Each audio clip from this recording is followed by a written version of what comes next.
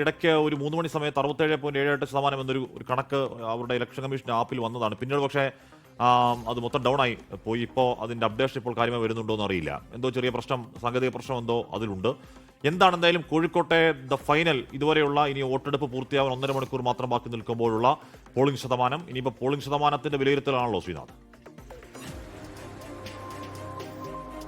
തീർച്ചയായും കോഴിക്കോട്, കണ്ണൂർ ജില്ലകളാണ് യഥാർത്ഥത്തിൽ മലബാർ മേഖലയിൽ വലിയ പോളിംഗ് ഇപ്പോൾ രേഖപ്പെടുത്തിക്കൊണ്ടിരിക്കുന്നത്. രാവിലെ മുതൽ വലിയ തിരക്ക് എല്ലാവിടെയും ഈ രണ്ട് ജില്ലകളിൽ പ്രത്യേകിച്ച് നമുക്ക് കാണാൻ വേണ്ടി കഴിയുന്നുണ്ട്. ഒരു ട്രെൻഡാണോ, ഒരു തരംഗമാണോ, ഭരണ തുടർച്ചയാണോ, ഭരണത്തിനെതിരാണോ ജനങ്ങളുടെ മനസ്സ് എന്നത് നമുക്കിനിയും അറിയേണ്ടിയിരിക്കുന്നത്. ഏതായാലും ജനങ്ങൾ എന്തോ ഒന്ന് ഉറപ്പിച്ച മട്ടിലാണ് ഇങ്ങോട്ട് തെരഞ്ഞെടുപ്പ് ബൂത്തുകളിലേക്ക് എത്തിക്കൊണ്ടിരിക്കുന്നത്. ഞാനിപ്പോൾ ഉള്ളത് ചോറോടാണ്, അതായത് വടകര നിയോജക മണ്ഡലത്തിൽ വരുന്ന ചോറോടാണ്.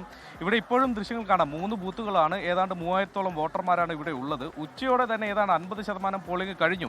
ഇപ്പോൾ ഏറ്റവും ഒടുവിൽ ഞാൻ ഇവിടെയുള്ള തെരഞ്ഞെടുപ്പ് ഉദ്യോഗസ്ഥരോട് സംസാരിച്ചപ്പോൾ ഏതാണ്ട് 60% മുകളിലേക്ക് ഇവിടുത്തെ പോളിംഗ് എത്തിയിട്ടുണ്ട്. ഒരു കനത്ത പോളിംഗ് ഈ മേഖലയിൽ നടക്കുന്നുണ്ട്. ഇനിയും ഏതാനും മണിക്കൂറുകൾ, ഇനി കുറച്ച് സമയമേ ഉള്ളൂ. എന്നാൽ പോലും ഇനിയും ആളുകൾ ഇങ്ങോട്ട് എത്തും എന്നത് തന്നെയാണ് നമ്മൾ പ്രതീക്ഷിക്കുന്നത്.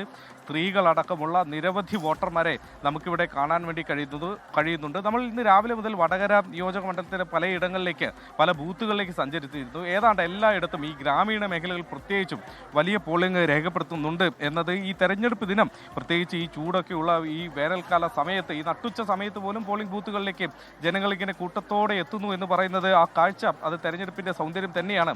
ചിലയിടങ്ങളിൽ ചില തർക്കങ്ങൾ ഉണ്ടായിട്ടുണ്ട്. ചിലയിടങ്ങളിൽ UDF പ്രവർത്തകർ ഓപ്പൺ വോട്ടിനെ കൊണ്ടുവന്ന ആളെ അത് LDF പ്രവർത്തകർ വോട്ട് രേഖപ്പെടുത്തിയെന്നുള്ള പരാതി ഉയർന്നിട്ടുണ്ട്. അത് കല്ലാച്ചിയിലാണ് അങ്ങനെ അപൂർവമായ കൗതുകരമായ ഒരു പരാതി ഉയർന്നത്.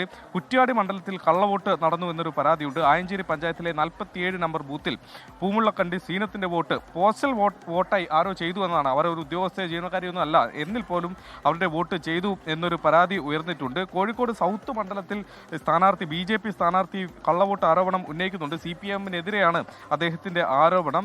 ധർമ്മടത്ത് UDF സ്ഥാനാർത്ഥിയെ ബൂത്തുകൾ സന്ദർശിക്കുന്നതിൽ നിന്ന് തടഞ്ഞു, വിലക്കി ചില പ്രവർത്തകർ, LDF പ്രവർത്തകർ തടഞ്ഞു, അസഭ്യം പറഞ്ഞു എന്നടക്കമുള്ള പരാതികൾ പോലീസിൽ ഇപ്പോൾ നൽകിയിട്ടുണ്ട്. അങ്ങനെ മലബാർ മേഖലയിൽ അങ്ങിങ്ങായി ചിലയിടത്ത് ചില തർക്കങ്ങളൊക്കെ ഉണ്ടായിട്ടുണ്ട്. കള്ളവോട്ട് ആരോപണം ഉയർന്നിട്ടുണ്ട്. ഏറ്റവും ഒടുവിൽ ഞാനിപ്പോൾ നോക്കുമ്പോൾ കോഴിക്കോട് ജില്ലയിലെ തിരുവങ്ങൂർ ഒരു കള്ളവോട്ട് ഉയർന്നിട്ടുണ്ട് എന്നതാണ് മനസ്സിലാക്കുന്നത്. അതിൽ ഏതെങ്കിലും നിയമ നടപടിക്ക് പോയോ എന്ന കാര്യത്തിൽ ഒരല്പസമയത്തിനകം നമുക്ക് സ്ഥിരീകരണം നൽകാൻ വേണ്ടി കഴിയും. ഏതായാലും ചോറോട് നിന്നുള്ള കാഴ്ച ഇതാണ്.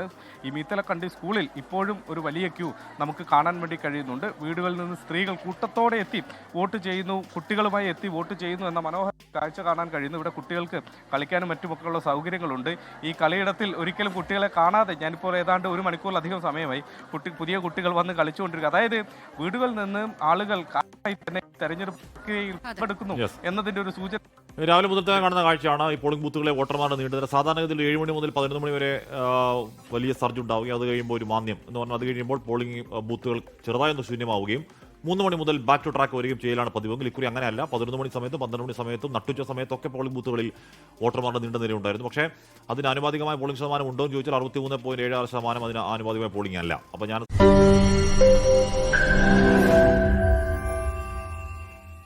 ലോകത്തെവിടെയായാലും ഏത് സമയത്തും 24 വാർത്തകളും ഓഗ്മെന്റഡ് റിയാലിറ്റി പാക്കേജുകളും എക്സ്പ്ലെയിനറുകളും വിശദമായി കാണാൻ ഞങ്ങളുടെ YouTube ചാനൽ നിങ്ങൾക്ക് സബ്സ്ക്രൈബ് ചെയ്യാം.